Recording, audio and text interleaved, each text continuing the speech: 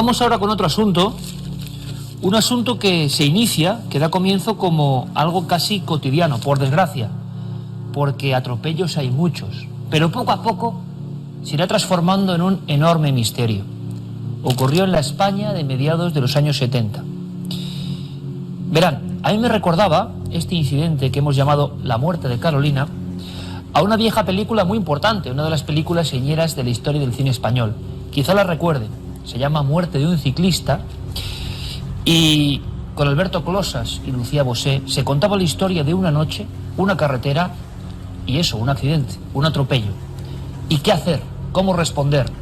Y cómo lo mejor y lo peor del ser humano surge justo cuando ha habido una colisión con un inocente. Todos podemos vernos en cierto momento de la vida ante estas situaciones límite. ¿Y cómo responde el ser humano realmente? Este sin duda es uno de los casos más insólitos. Hubo muchos periodistas investigando, intentando recoger claves, interpretar y comprender el extraordinario e inquietante comportamiento. Van a conocer todos los datos, incluso con una recreación que nos mete perfectamente en el ambiente, en la situación. Una historia digna de esos telefilms de intriga norteamericanos. Pasó en España y la prensa día tras día intentaba saber algo más de esta pobre muchacha, Carolina Llaurado. Esta es su historia. El 26 de diciembre de 1975, 4 amigas se dirigían a una discoteca de Sant Joan d'Espí en Barcelona. Querían celebrar juntas las fiestas, pero la fatalidad iba a interponerse en su camino. Tras el atropello, el conductor se dio a la fuga. Las 3 adolescentes que fueron atendidas sobre la carretera insistían en que faltaba Carolina. Para ella, aquel instante solo fue el comienzo de una larga agonía.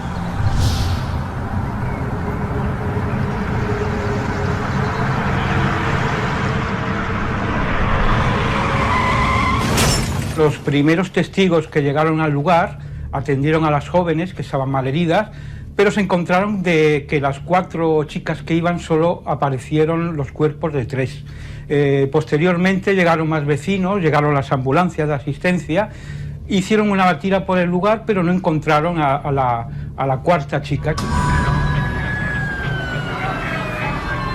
El impacto ha lanzado a la joven de 13 años lejos de la carretera. Solo el hombre que la ha atropellado puede saber exactamente dónde está. Finalmente, regresa. Pero en lugar de dar la voz de alarma, toma una decisión difícil de comprender. Opta por llevársela y ocultarla. Traslada a Carolina Llaurado a la trastienda de la farmacia en la que trabaja como dependiente. La joven está inconsciente y malherida. Necesita atención médica. Sin embargo, la abandona en el suelo helado, solo protegida por unos plásticos. En este caso parece ser que el sujeto no tenía antecedentes y es probable que su vida posterior haya sido relativamente normal. Por lo tanto, los rasgos que comentamos seguramente se mantendrían a un nivel subclínico y ante una situación extrema como la que tuvo que afrontar, se activó este temor desproporcionado, desajustado y esta falta de sentimientos de afecto, de ternura, de piedad, de compasión, que tienen que activarse en cualquier sujeto normal ante una niña herida y ante las características, ante la situación que se ha comentado. Yo creo que principalmente fue llevado por el miedo. O sea, todo fue miedo y la culpabilidad. La culpabilidad de he atropellado a alguien y lo he dejado tirado. No sabes si esa persona está viva o está muerta. Cada vez que tiene oportunidad, el captor trata de desinfectar las heridas y alimenta a la joven con comida para bebés. A pesar de ello, Carolina empeora. Con su extraño comportamiento, la está condenando a muerte. Hay algunos aspectos de este caso que sí que podríamos asemejarlo a un síndrome que es poco conocido, que se llama el síndrome de Lima. Así como el síndrome de Estocolmo hay una autodefensa inconsciente del secuestrado, en el síndrome de Lima hay una autodefensa también inconsciente del secuestrador, que lo que busca es la exculpación o el perdón de su víctima, y lo hace a través de cuidarlo bien, de curarlo, de ser amable con él. Hay sujetos que se disocian en cuanto a que se desdoblan. Entonces pueden tener un comportamiento, digamos, de una forma y otro de otra, y ejerce como dos roles simultáneos y complementarios, o a veces contrapuestos, pero siendo el mismo sujeto. Entonces aquí esta persona pues a lo mejor llevaba un papel de empleado de una botiga, de una farmacia con relativa normalidad, y a la vez estaba materializando un comportamiento delictivo, alternando los dos roles. Y como si cuando estás con uno no te quieres enterar del otro. El día 4 de enero de 1976, cuando va a visitarla, descubre que ha fallecido. Sin conmoverse, la traslada al lugar en el que la atropelló y la arroja a una acequia. 2 días después, el cuerpo será recuperado. Los médicos determinarán que, con los cuidados convenientes, Carolina hubiera sobrevivido. Cuando encuentran el cadáver, que en un principio vendría a ser unas 24 o 36 horas después de la muerte, en un principio parece una víctima simplemente de atropello. En el momento en que hacen la autopsia, se comprueba que las heridas provocadas por el accidente han tenido un proceso de curación, y luego la neumonía que se provocó por el espacio de tiempo que estuvo recluida. En el lugar del atropello se habían encontrado restos de un faro, de un intermitente, que correspondían a un modelo SEAT 850, y entonces habían lanzado un poco una alerta a todos los talleres de la zona.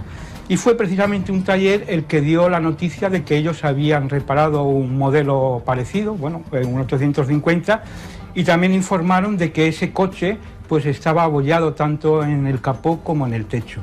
A las pocas horas hubo una detención, concretamente a un vecino de Cornellá que se llama Antonio Romero. ¿Cómo nadie se dio cuenta que el SEAT 850 había desaparecido? Luego, el muchacho fue a trabajar como empleado de farmacia.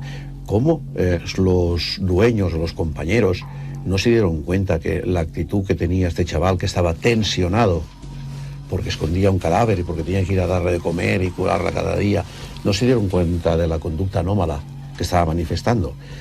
Además, ¿cómo los mismos empleados de la farmacia o los propietarios no se dieron cuenta que en su trastienda había una persona herida o cadáver? Y nadie dijo nada. Se llegó a pedir pena de muerte para el conductor Antonio Romero Zoroa. Finalmente, fue condenado a 22 años de prisión por homicidio, detención ilegal y omisión del deber de socorro. Para la justicia, el caso quedó cerrado, pero su comportamiento, aún hoy, resulta humanamente inexplicable.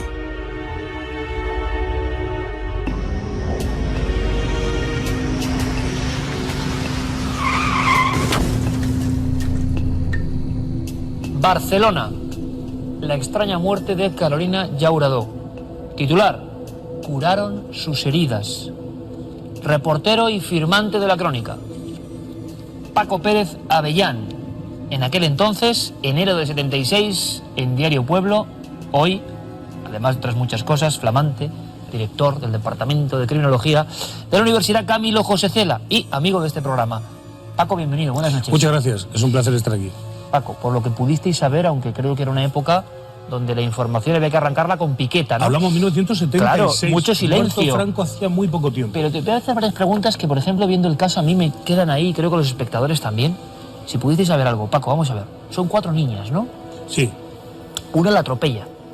Queda en una cuneta. ¿Y las otras niñas qué hacen? Por lo visto, en el aturdimiento del golpe, etcétera, se las llevan. Se olvidan de la amiga. Y la niña creen que la han secuestrado. Lo cual es cierto. Lo que pasa es que el secuestro no se produce en el momento mismo del atropello, sino que aparece el presunto implicado desde el principio, es el que regresa luego con nocturnidad, a solas, con algo que ha preparado. No me cabe ninguna duda que lo tiene pensado. Decía, a mí me parece que en absoluto improvisa. No es que vaya allí y se encuentre la niña, está mala y quiere llevarla a algún sitio donde la atienda. No, tiene preparado un plan que no revela a nadie. Se la lleva durante un tiempo. Se le muere, porque no podía ser de otra manera. La niña, además... Era mucho más grave el traumatismo y las heridas de lo que pensaban. Hace frío, es decir, estamos hablando de invierno. Enero. Estamos hablando de que la niña no está suficientemente en estas condiciones, además de coma, abrigada, que además la da de comer lo que no es adecuado. Es decir, que ella, al parecer, la autopsia al final demostró que había muerto de una neumonía. Es decir, que como consecuencia de todo Peor esto, el remedio que la enfermedad, y el Paco. maltrato al que es sometida con este secuestro, fallece como consecuencia de todo ello. ¿Qué pretendía este individuo? Yo creo que no es simplemente un conductor casual, es alguien que quiere estar a solas con una niña de 13 años que no le puede contestar, que no puede entrar con él en ningún tipo de intercambio de ninguna clase, pero que él, con poseerla de esta manera, se siente mejor. Es decir, yo creo sinceramente que este individuo pretende algo que no sé si le salió o no, que es estar a solas con una persona que es un poco, me recuerda al carnicero de Milwaukee, cuando intentaba hacer esclavos de las personas. Paco? Bueno, el carnicero de Milwaukee era un individuo que secuestraba chicos jóvenes y muchas veces les taladraba la cabeza con un taladro para convertirlos en una especie de zombi y hacer de ellos sus esclavos. Bueno, pues de alguna manera esta persona quizá tenía dificultades de relación con la gente en general, tenía una posesión y obsesión quizá con las chicas y con las chicas jóvenes, y que en esta ocasión había conseguido una chica que no podía defenderse, que estaba totalmente a su disposición. Eso es tan extraño que durante mucho tiempo la mantiene, porque claro, cualquier persona, claro, piensen ustedes en ustedes mismos, se conmoverían al ver que la chica en las primeras horas no reacciona, no despierta, no va a mejor, sino que le sube la fiebre o entra en un coma todavía más profundo, o en fin, o se produce cualquier tipo de alteración, vómitos, en fin, cualquier cosa que a cualquier persona nos asustaría. A este no, porque es su juguete, es su tesoro, es lo que él ha obtenido en función de algo que pretende y que no le sale bien. Luego hay otra cosa, Pau, que no acabo de entender muy bien y que le agrega más, no sé, aura de extraño en este caso. Este individuo, a un grupo de niñas, claro, es que además cuando uno va en diferentes lugares ve a la gente caminando junto a los arcenes, ya puede pasar, golpea a una de ellas, hay un aturdimiento general que se explica difícilmente, pero es que luego sabe perfectamente en un campo en la noche dónde está la niña, que también, claro, es curiosísimo, ¿no? Es muy curioso. Y no hay nadie vigilando ahí cuando ha habido este incidente. Porque imagínate, Iker, cuando un individuo es un simplemente conductor atolondrado y golpea a alguien sin saber, sale despavorido. La omisión de socorro típica, ¿no? Muy pocas veces vuelve. Bueno, yo creo algunos de ellos finalmente se entregan a la policía acosados porque se sienten perseguidos, porque han dejado en el lugar algún trozo del vehículo que es fácilmente identificable. En este caso sucedió. Hay un trozo del vehículo que será al final el que consiga, sin ninguna duda, identificar al culpable. Pero en cualquier caso este individuo vuelve con la precisión absoluta porque sabe dónde ha sido, porque no se ha dejado llevar por el pánico al final en ningún momento. Él vuelve a lo que realmente pienso yo que era al final el objetivo. El objetivo era obtener una chica de este grupo para tener con ella una cuestión absolutamente individual, a solas, etcétera, que naturalmente no podía desenvolverse de otra manera, dada la naturaleza de las heridas, que como se desenvolvió, pero era a lo mejor tener la esperanza de que estuviera menos herida y por lo tanto pudiera llevar a cabo sus deseos. Por ejemplo, supongamos que quisiera tener un esclavo, una persona que le hiciera compañía o que le obedeciera. Casos parecidos, Paco, en sus manos. Tú llevas muchísimos años siguiendo el tema, por ejemplo, siempre en Diario historias Pueblo. de terror, Iker. O sea, pero en la historia criminal española, ninguno. Nada parecido. Es decir, alguien que vaya a atropellar a otra persona para dejarla en estado cataléptico o en estado comatoso, de tal manera que no pueda ni hablar con ella, sencillamente que tenga que quedarse en la posesión absoluta y completa, en la vulnerabilidad total del agresor, nunca se ha dado nada parecido. En las historias de terror de Stephen King, en las historias de terror, sí, es donde nos encontramos a personas capaces de pensar en esto, o en esos criminales reiterados en serie que se pueden estudiar en los Estados Unidos y que se han investigado mucho más allá que nosotros aquí. Sí que encontramos personas que lo que pretenden es convertir a los seres humanos en peleles. Pero es curioso, Paco, me acabas de leer la mente, yo me imaginaba historias tipo de Stephen King, ¿no? Sí. El extraño accidente de alguien que... Pero le doy la vuelta a la historia, solamente para bueno, justificar un poco una balanza equilibrada. Y si nos encontramos, yo hablaba, Paco, de Muerte de un ciclista, la gran película, y cómo dos personas que por accidente atropellan a alguien tienen el dilema completamente opuesto de qué hacemos. Hay que avisar, hay que ocultar.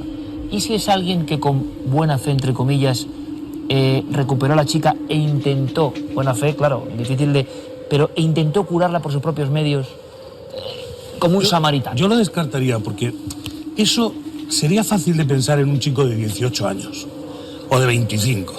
Pero aquí estamos hablando de una persona de 36 años, que es un individuo muy formado. Alguien que ha tenido una experiencia vital, que sabe que hay cosas que no tienen marcha atrás, salvo con la intervención médica, con la medicina más avanzada. No se puede justificar por el miedo y el terror del accidente, en absoluto. ¿No? Durante 10 días, 10 largos días, imagínense, para la familia, ¿no? La prensa siguió como pudo, escarbando en la información, intentando arrojar luz sobre el enigma de la muerte de Carolina. Paco lo ha contado pues como él sabe, ¿no? Las historias de Stephen King resulta que en España en los 70, en este caso, tienen un reflejo muy anterior, una siniestra profecía. Yo creo que también aprendemos que el estudio de la criminología es básico. El estudio de las cosas, la profundización, y es fundamental para comprender muchas cosas que si no, se disuelven y no sabemos nada y se convierten en misterios. De eso se encarga ahora, en la Camilo José Cela, nuestro compañero Paco Pérez Avellán. Todo el éxito del mundo, Paco, gracias y hasta la próxima historia de Crónica Negra. Claro que sí, aquí estaremos. Gracias, Paco. Gracias. Vamos con otras imágenes después de este...